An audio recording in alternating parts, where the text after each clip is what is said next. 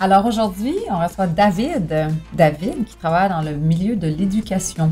Voilà, donc qui était avant un professeur, mais qui est maintenant devenu directeur adjoint, puis qui a eu vraiment une carrière diversifiée. Il a fait 1 million de classes, trucs spéciaux. Ouais.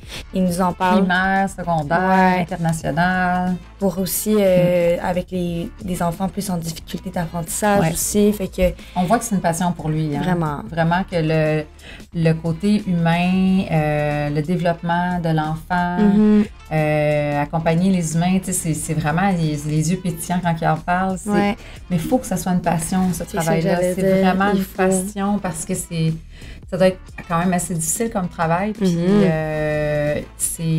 mais par contre, comme il disait, c'est très rewarding, c'est très gratifiant de pouvoir, quand tu vois les enfants, ils étaient là au début de l'année, puis ils sont rendus là, c'est tellement wow. Puis l'impact, moi je disais un petit peu dans l'entrevue, moi, je me souviens de mes professeurs au primaire, tout ça, puis ils ont marqué ma vie.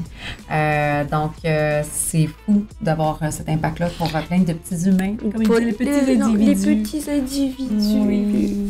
Fait que oui, on connaît ça, le travail de professeur puis d'éducation, mais c'est le fun d'entendre directement quelqu'un parler de jusqu'à quel point c'est une passion pour eux. Surtout qu'on passe vraiment tout par là, tout le monde. Fait exact. C'est un super bel épisode. Ouais. Puis on vous souhaite une très bonne écoute. Bonne écoute.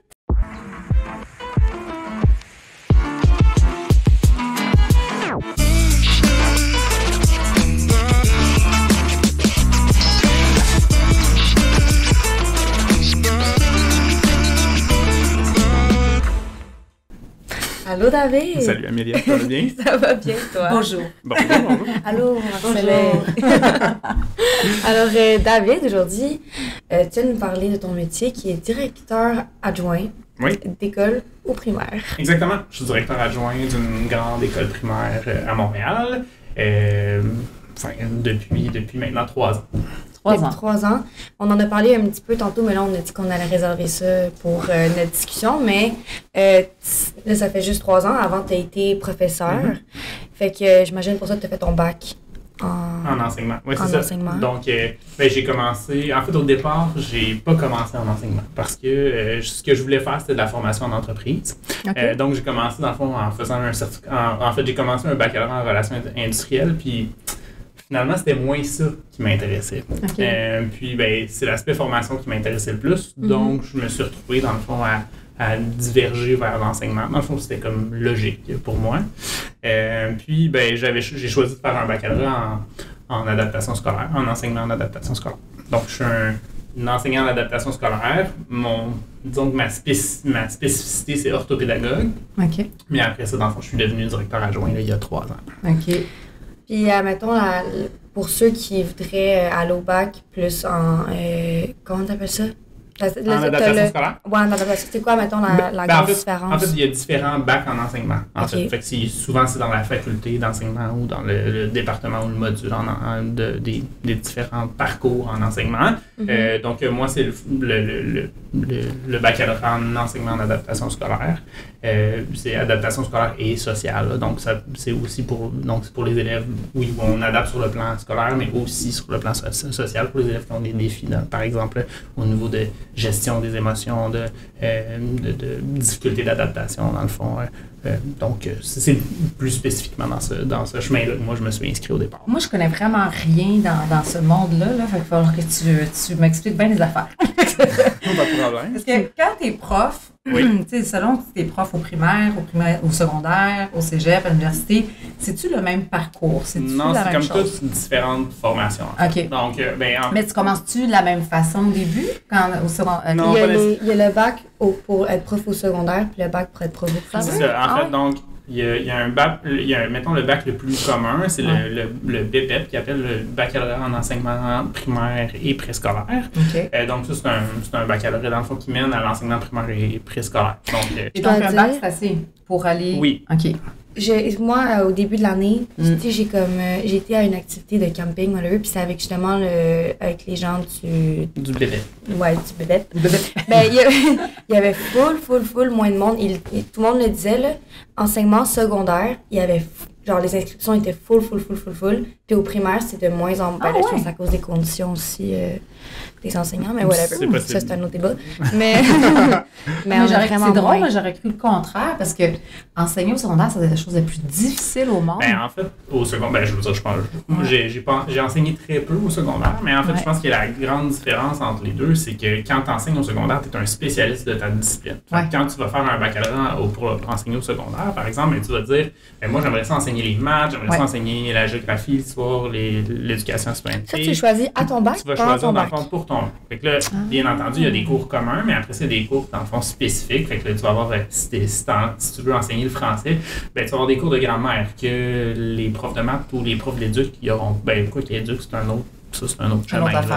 Parce qu'eux, ils peuvent faire primaire, secondaire. Mais si, par exemple, tu étudies en français, tu vas faire des cours de grammaire, tu vas faire des cours de communication orale, mais tu vas avoir aussi, dans le fond, des cours qui vont être, par exemple, gestion de classe. Mais gestion de classe qui va être adaptée pour des jeunes d'âge secondaire. Versus, tu vas avoir la même chose au primaire, mais tu vas avoir d'âge pour adapter au développement cognitif, dans le fond, puis au développement émotif d'enfants d'âge primaire. Oui, OK. Puis quand tu veux aller plus loin, c'est-à-dire être prof au niveau collégial ou au niveau universitaire, là, j'imagine que tu as besoin de pousser encore plus tes études. Oui, ça, c'est différent. Mais en fait, souvent, les gens qui vont enseigner au collégial, c'est plus des gens qui vont avoir un baccalauréat puis une maîtrise, par exemple, dans leur discipline. Puis ensuite de ça, ils vont soit suivre, dans le fond, ils vont soit faire un DESS en enseignement ou pas du tout, en fait. Puis avec leur maîtrise, ils vont pouvoir enseigner. Par exemple, j'ai une de mes bonnes amies, elle enseigne au cégep en géographie. Donc, elle a fait une maîtrise en géographie. Puis après ça, elle a commencé, dans le fond, à enseigner au cégep. Elle a toujours enseigné dans le réseau collégial. Okay. Elle a commencé directement au cégep? Oui, c'est ça. Elle a toujours enseigné au collégial. Pour ce qui est, dans le fond, de l'enseignement universitaire, ça, c'est comme un autre affaire. Parce que là, ça, il faut comme faire, mettons, jusqu'à niveau maîtrise minimum, dans le fond, pour pouvoir enseigner au baccalauréat. Il faut toujours que tu sois, dans le fond, au moins un de plus que tes étudiants. Là. Donc, tu vas te spécifier tu vas te spécialiser dans quelque chose, par exemple en sociologie de l'inclusion, par exemple, puis à la maîtrise, puis ensuite de ça, là, tu vas pouvoir peut-être donner des cours de bac ou des cours de certificat, dans le fond, qui vont aller du premier degré, qui vont pouvoir, dans le fond, servir dans le cadre d'un bac ou d'un certificat. Puis après ça, là, pour devenir professeur, puis il y a différentes catégories, ça, c'est un autre cheminement où il faut se rendre au doctorat puis aux études postdoctorales. C'est un autre affaire complètement. Complètement. Moi, je ne m'inscris pas là-dedans du tout. Fait que toi, tu disais au début de ta carrière, en fait, quand tu as commencé à étudier, c'était pas tout à fait ton plan d'être enseignant. Non. Tu voulais faire de la formation, puis là, à un moment donné, tu t'es dit, ça, en étudiant, tu t'es rendu compte que finalement, ça va. C'est pas vraiment ça. En fait, c'est que le parcours, c'était long avant, dans le fond, que j'en arrive au bout. Moi, ce qui m'intéressait, c'était le développement des compétences, dans le fond, qui m'intéressait.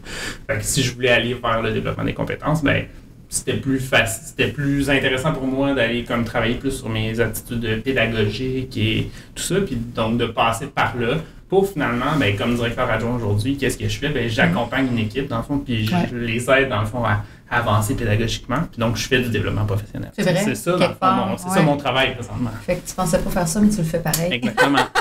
T'as juste pris un chemin différent. C'est ça, un chemin complètement différent, mais en même temps, dans le fond, c'est super gratifiant de voir aussi comme tout ce qu'on peut, dans le fond, tous les petits changements, ou comment on peut, dans le fond, amener les pratiques à aller plus loin pour amener les enfants plus loin. Oui. Puis tu sais, une chose que je suis pas sûre que les gens réalisent, c'est que les profs, oui, enseignent naturellement, mais il y a tout le côté préparation de ta classe, préparation. Mais tu sais, quand tu enseignes, disons, tu enseignes au niveau, je sais pas, 3e année du primaire, puis tu l'enseignes pendant 5 ans, ce même niveau-là. Est-ce que c'est quelque chose que tu dois toujours refaire, toujours replanifier, ou tu reprends le même...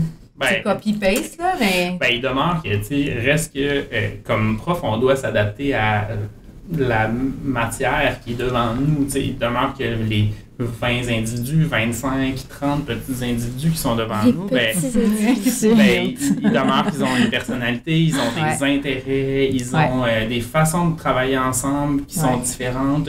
Ce qui fait en sorte que il faut quand même constamment, dans le fond, se réinventer. Puis après ça, c'est un peu comme plate de justement répéter. comme toujours répéter. Puis je dirais que parmi comme les choses que je connais des profs, dans le fond, souvent comme la créativité, ça fait partie quand même des choses que je reconnais bien chez les différents profs avec qui je travaille. T'sais. Je vois beaucoup ça ressortir, leur souhait d'innover, de vouloir faire vivre des projets intéressants, de faire découvrir des choses aux enfants, de les amener plus loin. Puis après ça, des fois, de aussi juste suivre ce que les enfants ont envie de faire, puis de comment on fait, dans le fond, pour leur faire apprendre les choses qui les intéressent, dans le fond, pour aller... La dynamique, l'énergie de ce groupe-là. Chaque année, c'est différent, là. Oui, c'est ça, exactement. Ouais. Fait que t'as comme, mettons, genre, on va dire ça de même, là, t'as comme un gros bagage de, OK, cette année, tu dois apprendre ça aux enfants. Puis alors ça, c'est à ta guise un petit peu. C'est ça. Au Québec, dans le fond, toutes les écoles sont obligées, en fait, de suivre le programme le programme de formation de l'École québécoise. Okay.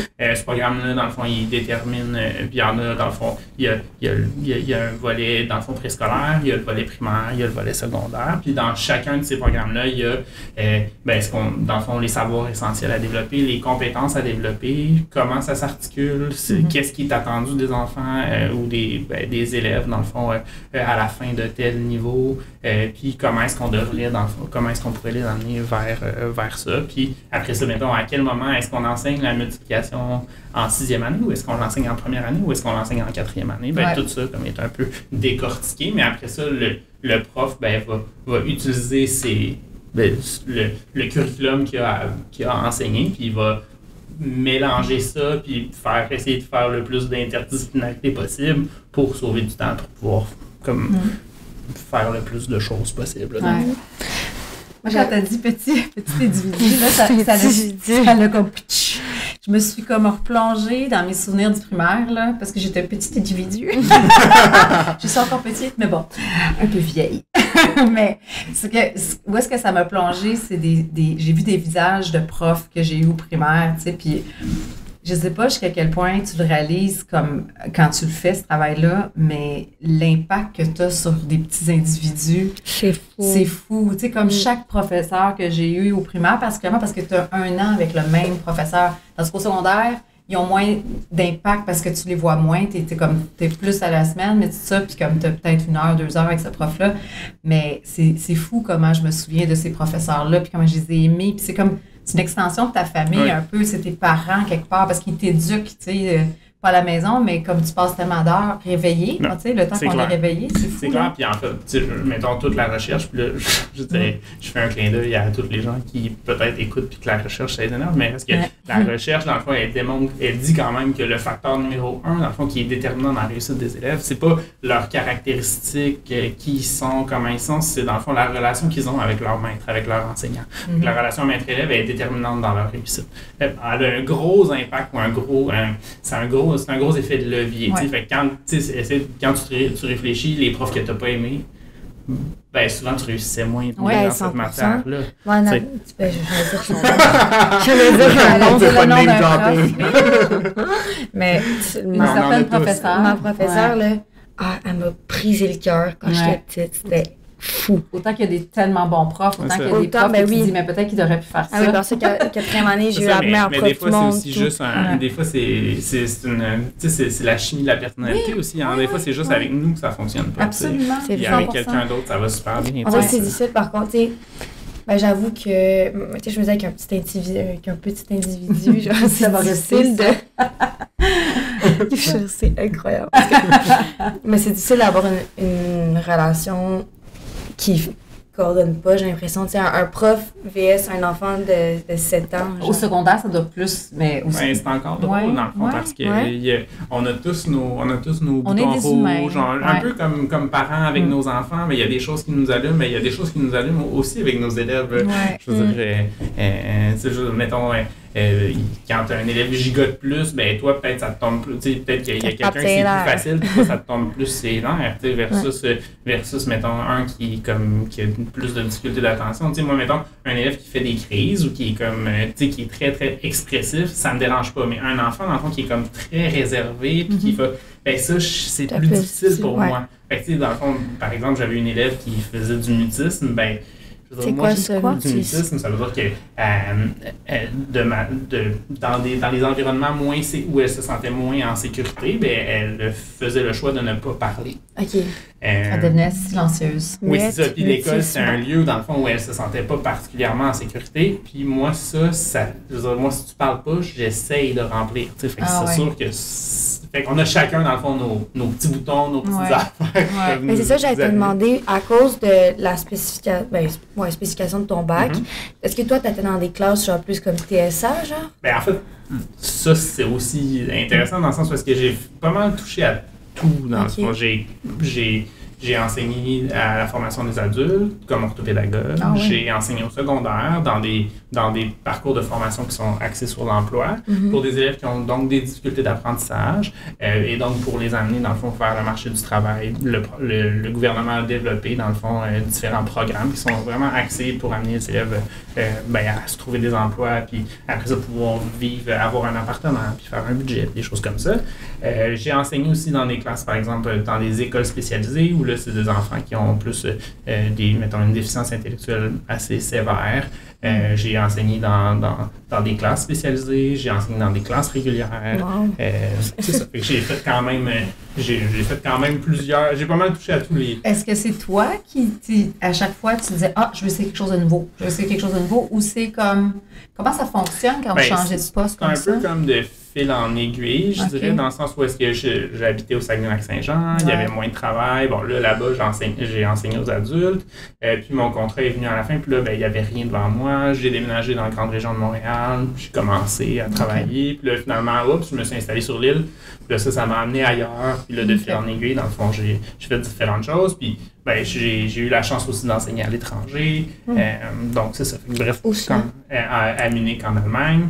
Donc, quand on est allé s'établir à Munich, en Allemagne, pour 2 ans, je pensais pas que je pourrais enseigner là-bas. Puis là, ça a ouvert, dans le fond, toute une possibilité que je connaissais pas. T'enseignais genre le français? Non, j'ai enseigné, en fait, au primaire. D'abord comme orthopédagogue, mais en anglais dans une école internationale. Fait que ça, c'est quelque chose qu'on connaît pas et qu'on soupçonne pas. Mais quand tu parles bien anglais, quand t'es à l'aise, puis je veux dire, tu as une bonne maîtrise de la langue quand même, là, c'est important. Mais après ça, notre curriculum, il s'assoit quand même sur les grands le curriculum du Québec, il s'assoit quand même dans la majorité des curriculums, ça se ressemble mettons, en Occident. Donc, c'était quand même facile de passer d'un à l'autre. Y a-t-il comme des cours que tu as dû faire pour te permettre d'enseigner ou même pas? Non, en fait, comme j'étais dans le réseau international, j'ai commencé d'abord comme teacher assistant parce que c'était le poste qui était disponible. Puis après ça, il y a un poste d'orthopédagogue qui s'est libéré. Puis là, c'est ça. Je veux dire, là, ça m'avait donné quand même le temps de m'approprier un peu le vocabulaire anglophone que je connaissais pas. Par exemple, un rapporteur d'angle en anglais, je savais pas c'était quoi. Là, Maintenant, je sais que c'est un protractor, mais il y a quand même du vocabulaire un peu spécifique. Que tu n'utilises pas tous les jours. Là. C'est ça, de choses que tu enseignes qu'il faut que tu connaisses. Là, fait que, donc, j'ai pas appris l'allemand, j'ai appris l'anglais. Puis là, tu as travaillé dans des écoles internationales. Est-ce que tu as travaillé dans le privé aussi ou c'était toujours des... Non, au Québec, j'ai toujours travaillé au public. Puis en fait, là, je vais travailler toujours au public. Dans le fond, c'est comme, est-ce que tu penses qu'il y a des grosses différences entre le public pour un enseignant et le privé? Au niveau des conditions de travail, je pense pas. Parce que je pense que le public suit beaucoup les conditions de travail du privé. Ceci étant dit, au niveau des conditions d'enseignement, je pense que c'est différent. La gestion, c'est de la gestion, right? C'est de la gestion, mais c'est aussi beaucoup sur le choix de la clientèle. Dans le sens où est-ce qu'au privé, ils servent les clients qu'ils désirent servir. Alors qu'au public, on a le devoir de servir, dans le fond, tous les élèves que l'on a, dans le respect, dans le fond, de leur diversité, ce qui n'est pas nécessairement le cas dans le réseau privé, mais ça, c'est, dans le fond, c'est particulier à moi, je ne veux pas faire un statement là-dessus. Là. Dans le sens que c'est très correct, dans le fond, les deux sont très corrects, c'est juste que moi, ça me rejoint moins au niveau de mes valeurs. Oui, puis c'est pas comme s'il manquait de job, hein, parce que Non, il y a clairement. tellement, il me semble, de manque de professeurs. C'est quelque chose que... Oui, c'est ça. C'est sûr que la pénurie, ça affecte Ben, tous en fait, les... dans tous les secteurs. Dans tous les Ouais, secteurs, ouais. mais en enseignement, c'est quand même... Beaucoup. En ce moment, c'est quand même particulièrement sérieux. Là. Oui. Mais là, au moins, il y a plein de mesures qui sont en train... Tu sais, les bacs, au final, en ce moment, genre, tu fais un bac gratuitement. Ah ouais? Ouais. En enseignement? Mhm. Wow, OK, je savais pas ça. Wow. Ouais. Oui, ils ont une subvention, en fait, pour Je étudier. sais pas si là. c'est gratuit, là. Je sais pas si ça coûte, tu sais, j'imagine qu'il y a Ben, des il faut manuels, encourager des les gens. Ils affaires, obtiennent tout. comme l'équivalent d'une bourse un peu Ok, là, ok. pour étudier. Là. Pour Ouais. pousser des gens à aller là-dedans. Exactement. Puis, Ouais. Parce qu'il y a vraiment des beaux avantages, on va se dire, quand même, avec... Est-ce que tu parles des vacances? Oui! Dans le fond, Ouais. je dirais... C'est un mythe un peu, cette affaire-là? ou Ben, c'est... je veux dire, c'est quand même, dans le fond, la majorité des gens vont dire comme « Ah, les profs, vous êtes assez bien, vous avez 2 mois de Ouais. vacances l'été. » Je dirais... C'est pas tout à fait 2 mois, right? Ben, peu importe, que c'est Ouais. pas la durée, je pense, c'est juste que c'est comme galvaudé de penser que c'est des vacances. Ben, je veux dire, oui, ils sont en vacances et ils travaillent pas, là, mais tu sais, il demeure que, je veux dire, c'est quand même drainant. Là. Ils sont avec 20 enfants mon Dieu, pendant Ouais. 180 jours par année.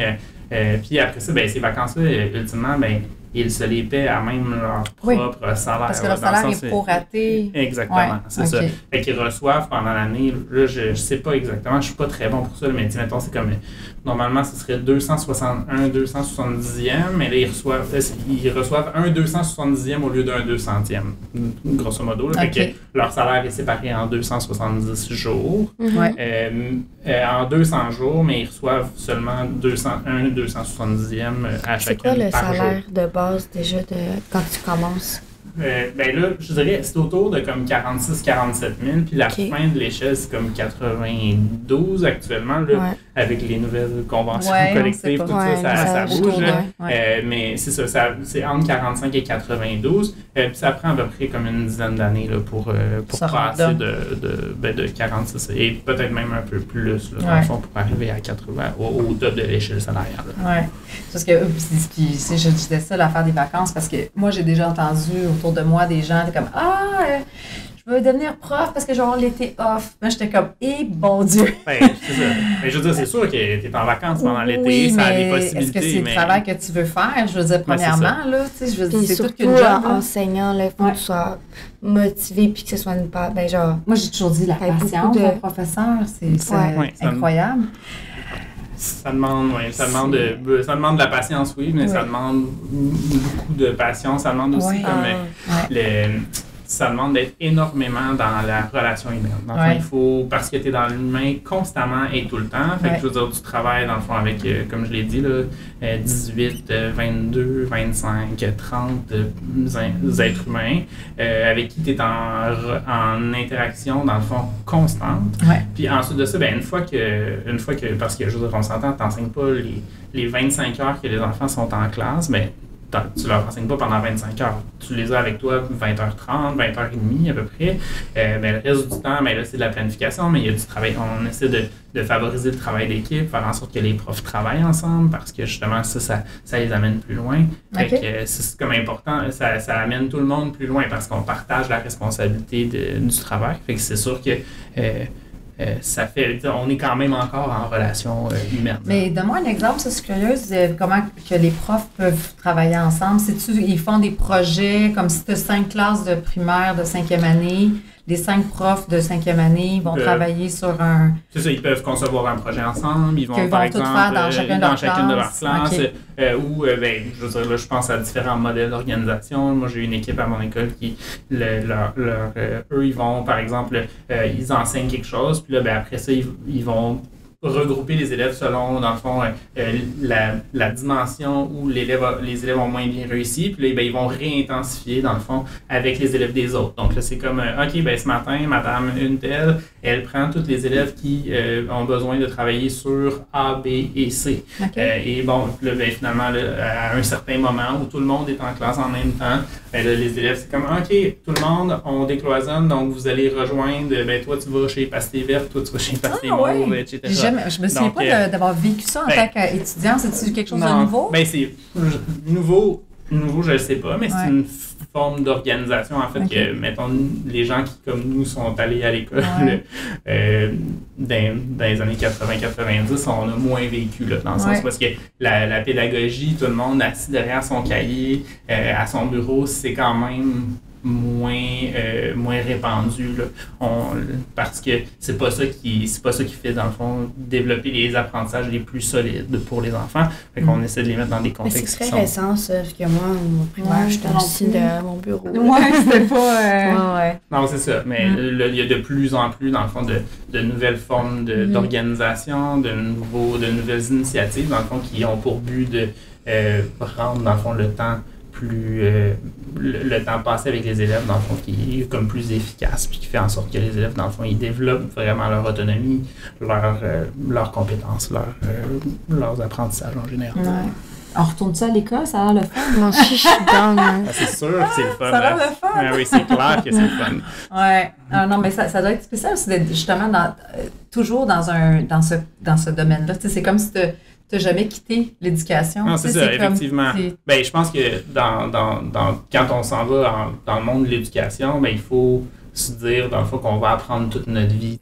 Chaque jour, il n'y a pas une journée que je sors du travail que j'ai pas comme rien appris, que ce soit, ben oui, sur un élève spécifique, mais que ce soit aussi, dans le fond, sur des nouvelles pratiques. Je veux dire, je travaille avec des gens, je travaille avec des orthophonistes, des psychoéducatrices, je travaille avec des enseignants, des enseignantes qui font un doctorat spécialisé en enseignement de la littérature jeunesse.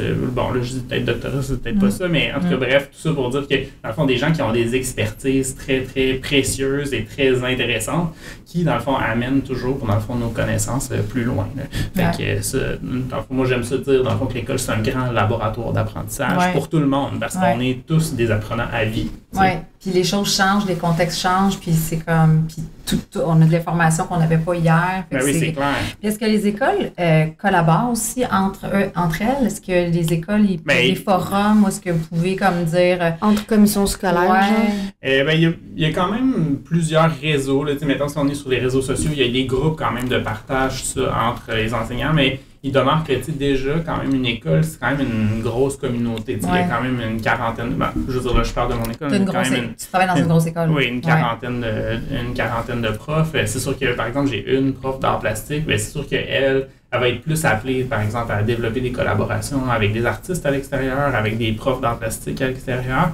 Versus, c'est sûr que quand j'ai 5 profs de première année, ben déjà, dans le fond, elle, de travailler les 5 ensemble, dans le fond, ça demande quand même de l'organisation, tout ça. Fait que là, de se mélanger, dans le fond, avec d'autres écoles, d'autres...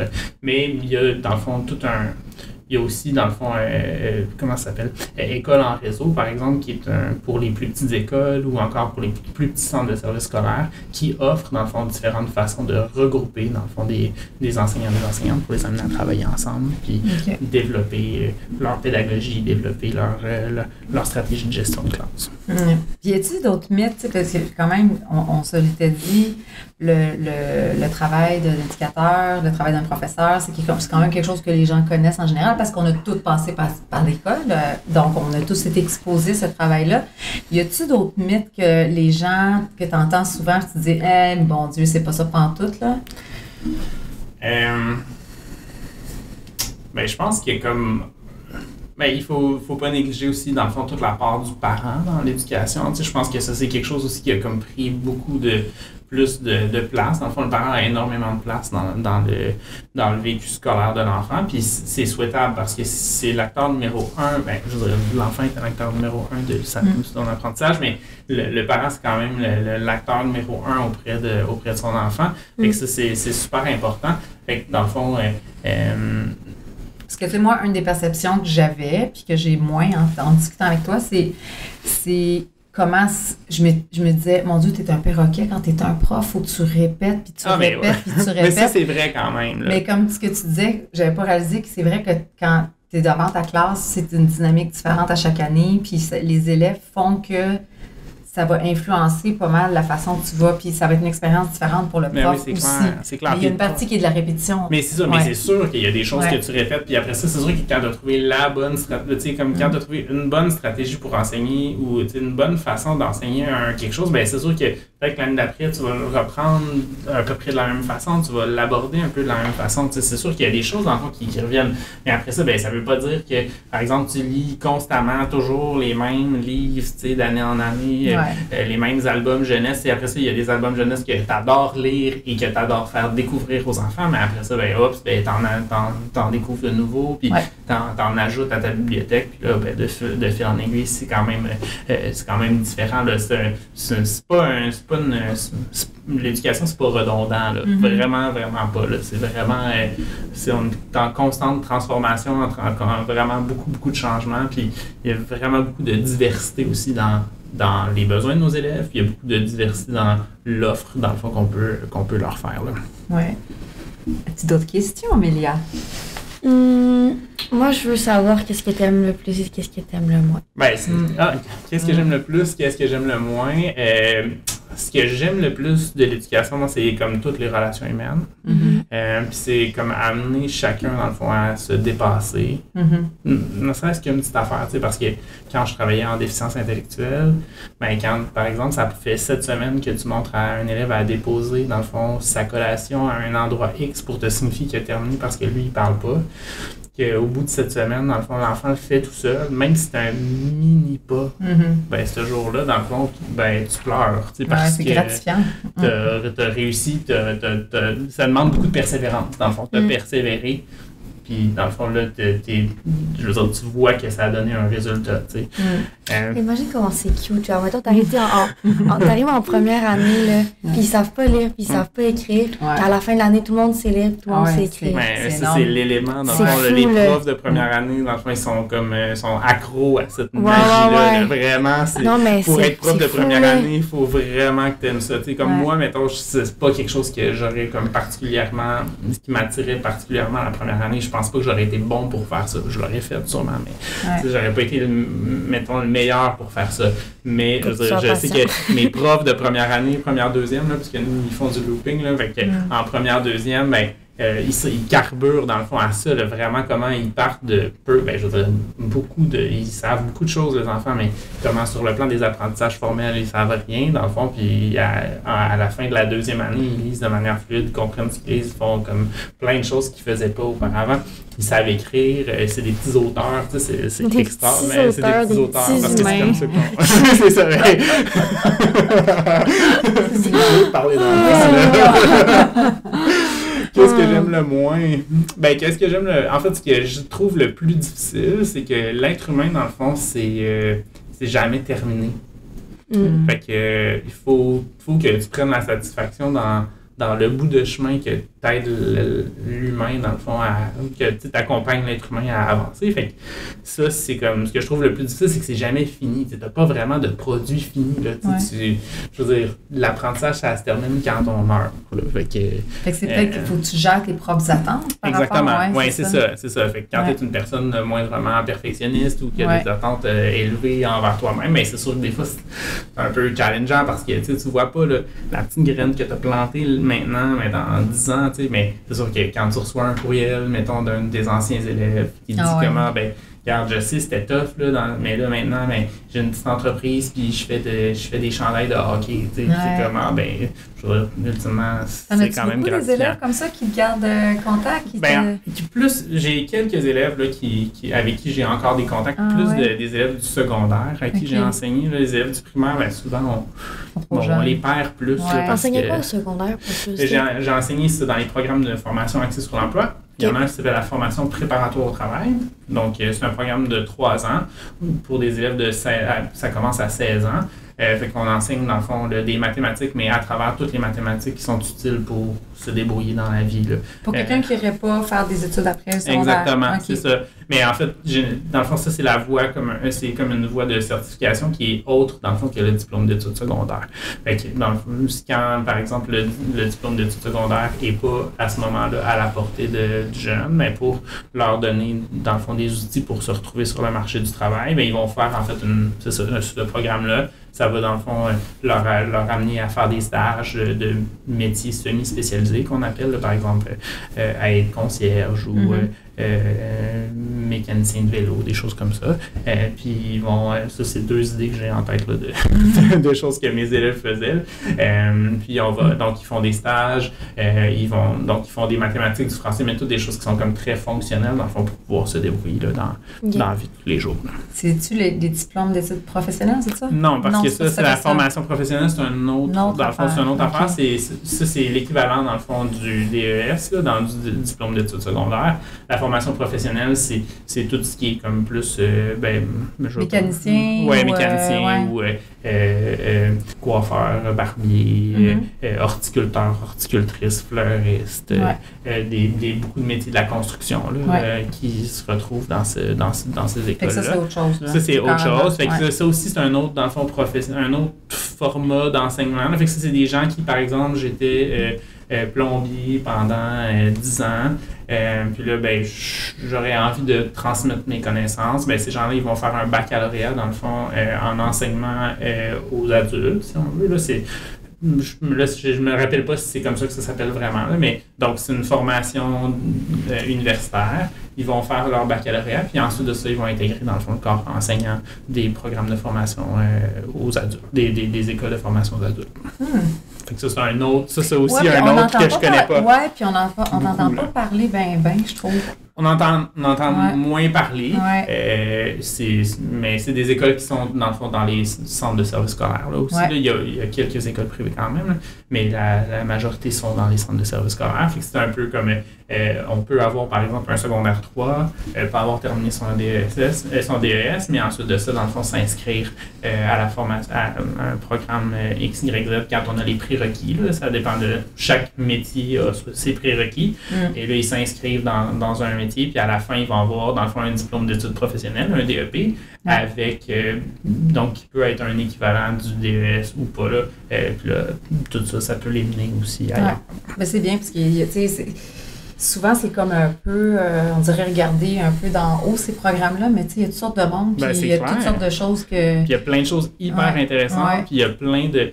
Par exemple, à Montréal, on a l'école des métiers de l'aérospatiale et de l'aéronautique. Là, je veux dire, c'est au métro Assomption. Je veux dire, c'est une école extraordinairement intéressante où il y a plein de métiers très techniques là, et très, je veux dire, c'est très concret et manuel, mais dans le fond, qui ont plein de possibilités d'emploi. Tu sais, quand tu es machiniste, par exemple, où tu crées des petites pièces là, à partir de métal, je veux dire, c'est comme c'est hyper technique et manuel, mais en même temps, ça peut servir dans une grande file, mettons, pour être une partie d'un avion, par exemple. Et les gens seraient surpris de savoir le salaire de ces gens-là. C'est clair, probablement plus élevé que le mien. C'est très élevé. Moi, je connais quelqu'un qui travaille dans une manufacture, là, puis c'est vraiment comme très manuel, très répétitif, tout ça. Puis c'est dans les 6 chiffres. C'est fou, là. Non, c'est ça. C'est impressionnant. Souvent avec des bonnes conditions de travail. Oui, aussi, avec des bonnes conditions de travail. Les métiers de la construction aussi, là, c'est comme plein de belles possibilités aussi. Là, tout un autre tant que c'est quelque chose qui t'intéresse, naturellement. Ben oui, absolument. Que tu aimes faire, puis c'est le but de ce podcast-là, c'est découvrir les possibilités de travail, puis de vraiment trouver qu'est-ce que tu aimes, puis de triper dans la vie. Oui, c'est ça le plus important, dans le fond. L'important, c'est de faire ce que tu aimes. Exactement. Puis peut-être une dernière affaire, parce qu'on n'a pas beaucoup parlé du poste de directeur versus prof. Qu'est-ce qui te manque maintenant que tu fais, tu sais, comme, t'es plus dans la gestion, veux pas? Oui, c'est ça, mais en fait, je me fais souvent poser cette question-là. Je pense que j'étais mûr pour cette transition-là quand je l'ai faite. Fait que, est-ce qu'il y a parfois, dans le fond, certains types d'activités ou certaines animations ou certains enseignements, dans le fond, ça me manquerait là, de faire cette activité-là. Par exemple, là, faire une causerie mathématique, je veux dire, j'aime ça. Là, je le cache pas. Le contact avec les élèves, puis amener leur cerveau, là, comme, puis de voir aussi comme l'espèce de petit pop-up, là, la lumière qui s'allume, c'est l'espèce de wow, OK. Ben, quand tu vois qu'ils comprennent, là, je veux dire, ça me manque un peu parfois, mais il demeure qu'après ça, ben, mon travail, c'est d'aider, dans le fond, les profs à faire en sorte que, dans le fond, c'est les enfants, ils sont là et ils réussissent bien. Là. Fait que ça, c'est aussi super gratifiant. Là. Mais c'est sûr que ça me manque des fois un petit peu, mais je dirais pas si souvent que ça. Oui, parce que ton quotidien maintenant, en tant que directeur, c'est beaucoup d'accompagner les professeurs. C'est ça. C'est la gestion de l'employé aussi, j'imagine? Parce que oui, c'est ça, exactement. Ouais. On est là, dans le fond, pour accompagner l'équipe école au complet. Là, dans le fond, fait qu'on a différentes catégories de personnel. On a des enseignants, oui, mais on a aussi des professionnels, des orthophonistes, des psychoéducateurs. Certaines écoles ont des psychologues qui vont, dans le fond, être là pour soutenir, en fait, soutenir les enseignants, puis soutenir l'apprentissage puis l'enseignement. Ensuite de ça, on a aussi des éducateurs spécialisés qui vont, eux, soutenir les élèves. On a toute une équipe, dans le fond, de gens qui travaillent au service de garde, qui est une autre forme de service éducatif. On a aussi, dans le fond, tout le personnel administratif. On a la conciergerie, l'entretien du bâtiment. Tout ça fait que c'est quand même tout. C'est une business. Oui, c'est ça, exactement. Il y a beaucoup de gens qui font la comparaison entre l'entrepreneuriat et la direction d'école parce qu'on gère des budgets, on gère du personnel, puis on a quand même plusieurs. Mais après ça, on a aussi le centre de service scolaire qui nous donne un coup de main là, pour gérer tous ces aspects-là aussi. Ouais. C'est ça devient vraiment plus de la gestion comme dans n'importe quelle entreprise. Il y a un aspect que là, tu es moins dans le core de ce que tu faisais avant. C'est ça, exactement. Mais c'est sûr que moi, comme adjoint, ben, mon travail est un petit peu moins administratif, puis plus, dans le fond, centré sur la pédagogie et l'organisation des services. C'est bien parce que tu es comme resté comme entre les... Tu n'es pas trop loin. T'as raison. C'est comme... T'es le meilleur des deux mondes, je trouve, un peu. T'as raison. Dans le fond, en fait, effectivement, là, c'est ça qui fait que des fois, je me dis, comment est-ce que je passe à la direction d'une école, puis je suis comment... Non, peut-être pas, je suis bien là, pour l'instant parce qu'il y a quand même des éléments qui m'intéressent peut-être un petit peu moins. Là. C'est sûr que m'assurer que la toiture est pas brisée ou quoi que ce soit, c'est peut-être un élément qui m'intéresse moins. Ça doit être un sujet en effet parce que souvent les écoles, ils n'ont pas beaucoup de budget puis les édifices, ça fait pitié. Quand j'étais au secondaire, moi, il y a une petite aparté, mais il y a un enfant qui avait sauté dans les différents niveaux dans l'école. Je pense une école à 4 étages. Puis il y avait un étudiant qui avait comme sauté quelques marches pour tomber sur un des paliers. Et il a passé à travers. Il a passé à travers, il est tombé de 2 étages en dessous. Pour te dire que l'école n'était pas tout à fait... Moi, j'ai été vraiment chanceux dans toute ma carrière. J'ai toujours enseigné dans des écoles qui étaient bien entretenues. Fait que c'est ça, j'ai été vraiment chanceux probablement parce que je sais que c'est pas nécessairement le portrait là, que les médias nous rapportent. Mais moi, dans toutes mes expériences, j'ai quand même été dans des écoles agréables puis où c'était bien entretenu. Là, ça, c'est quand même bien. Ben, merci beaucoup. Merci à vous. On a appris plus que je pensais même. C'est un grand tour du monde de l'éducation. J'espère qu'on a motivé quelques personnes à aller dans ce merveilleux domaine. Parce que c'est quelque chose qui est comme, c'est très exigeant, mais c'est aussi très rewarding. C'est ça, j'allais dire ce mot-là, puis j'étais comme, c'est quoi le mot en français? Pas rewarding, mais c'est rewarding. C'est gratifiant. Oui, c'est très gratifiant. Fait que ça vient avec vraiment, ça doit vraiment to fill your heart, là, tu sais, vraiment, des beaux moments effectivement. Humains. Il y a plein de beaux moments humains, mais il faut profondément aimer l'humain. Il faut aimer être avec des humains tout le temps, puis travailler avec eux, puis vouloir le meilleur pour eux autres. Excellent. Ben, merci beaucoup. Merci. Merci tout le monde d'avoir été là. On espère que ça vous a plu. Suivez-nous sur toutes nos plateformes médiatiques, donc Instagram, TikTok, Apple Podcasts, Spotify, sous le nom de Mettons que.